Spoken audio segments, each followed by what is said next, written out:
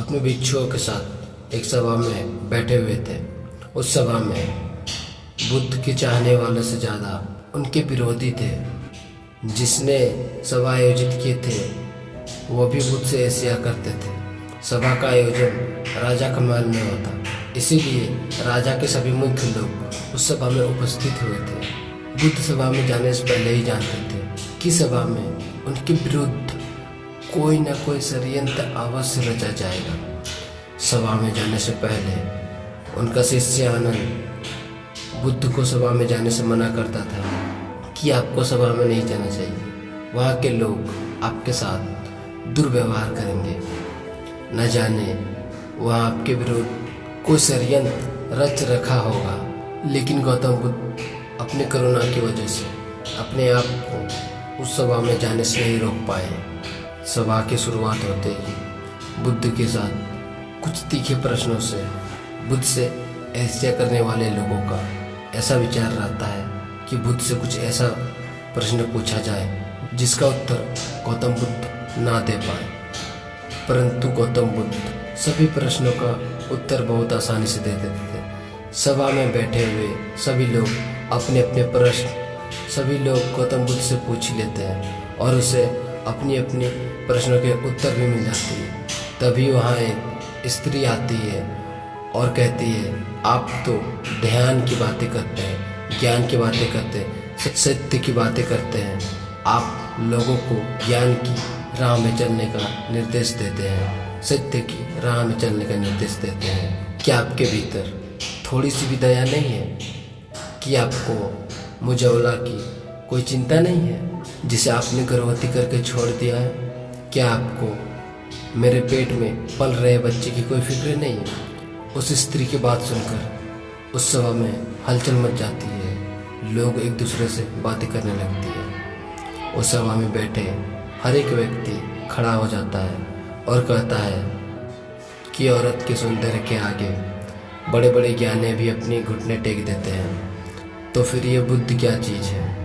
उसी में कोई और खड़ा होता है और बोलता है कि हमें बुद्ध से यह उम्मीद नहीं थी कि बुद्ध इतना भी नीचे गिर सकता है। इसी तरह सभी के सभी लोग खड़े होकर बुद्ध को भला बुरा कहते हैं, बिना सत्य को जाने ही कि सत्य क्या है बुद्ध को भला बुरा कहने लगते हैं। जब सभी लोग अपने मन की भड़ास निकाल लेते हैं तब राजा कहता है कि बुद्ध, आप अपनी सफाई में क्या कहना चाहोगे? और वह राजा भी बुद्ध से ईर्ष्या करता था।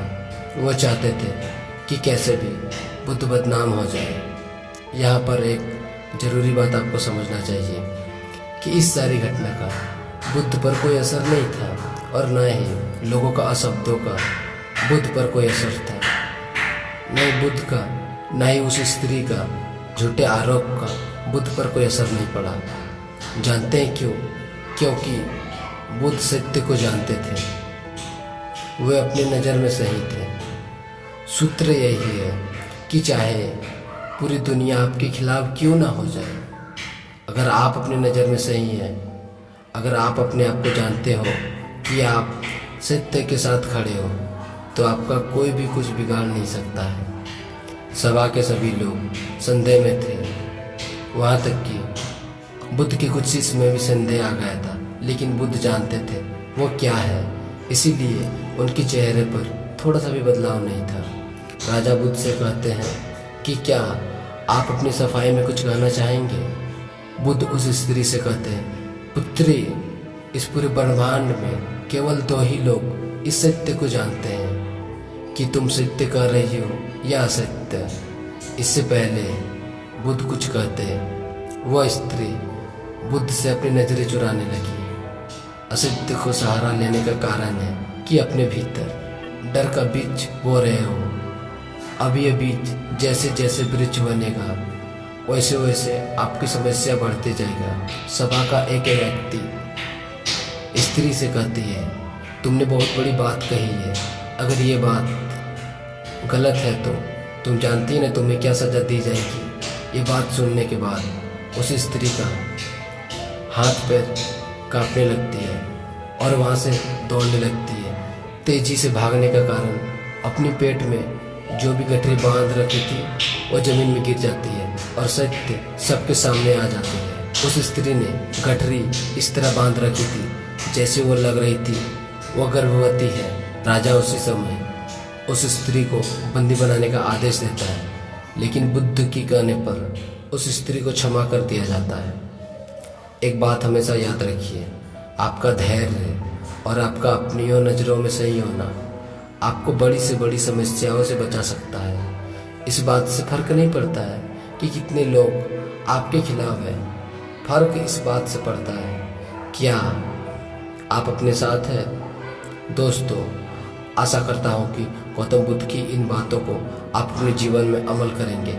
अगर वीडियो अच्छी लगी तो इसी तरह की मोटिवेशनल वीडियो पाने के लिए चैनल को ज़रूर से ज़रूर सब्सक्राइब कीजिएगा। फिर मिलता हूँ नेक्स्ट वीडियो में, तब तक के लिए बहुत बहुत धन्यवाद।